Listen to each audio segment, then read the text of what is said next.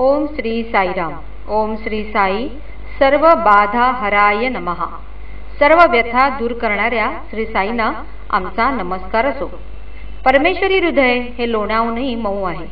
भक्तांच्या व्यथांनी ते वितळते व त्यांची कृपा पाझरू लागते। केवळ परमेश्वरी कृपेनेच भक्तांच्या व्यथा दूर होतात। कित्येकदा परमेश्वर आपण धारण केलेल्या मानवी शरीरावर त्या व्यथा ओढवून घेतो व भक्तांची त्यातून मुक्तता करतो। साईंच्या शिर्डी अवतारातील ही एक कथा। जानेवारी 1912 मधील दादासाहेब खापर्डे नावाचे साई महाराजांचे एक भक्त होते। एकदा पत्नी व मुलासह ते शिर्डीस वास्तव्यास असताना त्यांच्या मुलास एकाएकी ताप भरला। तो एवढा वाढला की तो मुलगा तळमळू लागला। त्यामुळे त्याच्या आईचे मन सैरभर झाले। नित्य नेमाने सायंकाळच्या फेरफटक्यासाठी जेव्हा साईनाथ निघाले तेव्हा त्या मुलाच्या आईने सौ लक्ष्मीबाई खापर्डे यांनी धावत जाऊन साईनाथांच्या चरणावर लोटांगण घातले। आक्रोश करत त्यांनी सर्व वृत्तांत साईनाथांना सांगितला। अशा कठीण समयी तिला धीर देत साईनाथ म्हणाले, आभाळ भरून आले आहे असे समज। मुसळधार पाऊस पडेल आणि भरून आलेला आभाळ विरळ होईल। असे होत असताना घाबरावे कशासाठी असे म्हणून त्यांनी आपली कफनी कमरेपर्यंत वर उचलली आणि त्यांच्या अंगावर टरटरून उठलेल्या कुकुटीच्या अंड्या एवढ्या ग्रंथी तिथे उपस्थित असलेल्या सर्वांना दाखवून ते म्हणाले, पहा, तुमचे भोगणे मला हे असे माझ्यावर घ्यावे लागते। लक्ष्मीबाई जेव्हा मुक्कामावर परतल्या तेव्हा त्यांच्या मुलाचा ताप उतरला होता।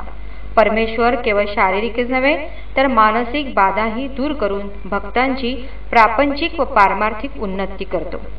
फार वर्षापूर्वीची गोष्ट। एकदा स्वामी दिल्ली येथे भक्तांना दर्शन देण्यासाठी गेले होते। त्यांच्या दर्शनाची जेथे व्यवस्था केली होती तेथे अलोट गर्दी जमली होती। अनेक धनिक व्यक्ती त्यात होत्या।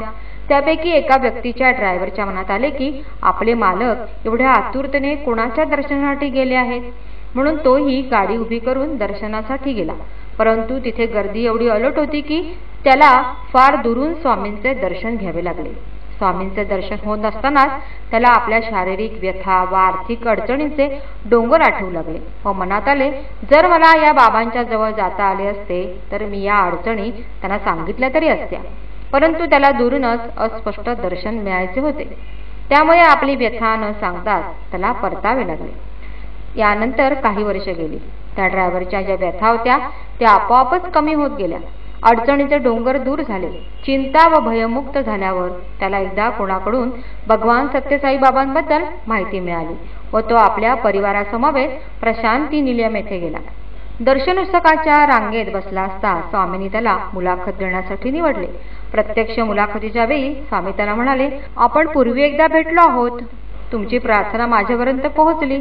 हे ऐकताच त्याला दिल्लीमधील ती घटना आठवली ज्यावेळी त्याने खूप दूरवरून स्वामींचे दर्शन घेतले होते व त्याला आपल्या व्यथा त्यांना सांगता न आल्यामुळे तो निराश झाला होता। परंतु आज स्वामी जे काही म्हणाले होते त्यावरून त्याची खात्री पटली की जरी आपल्याला त्यावेळी व्यथा सांगण्याची संधी मिळाली नव्हती व दर्शनही फारच दुरून घ्यावे लागले होते, तरीही स्वामींनी आपली व्यथा जाणली होती व कृपादृष्टीही आपल्याकडे वळवली होती व आपल्या सर्व व्यथांचे समस्यांचे निराकरण केले होते, जे केवळ प्रत्यक्ष परमेश्वरच करू शकत होता। ओम श्री सत्यसाई नाथार्पणमस्तु।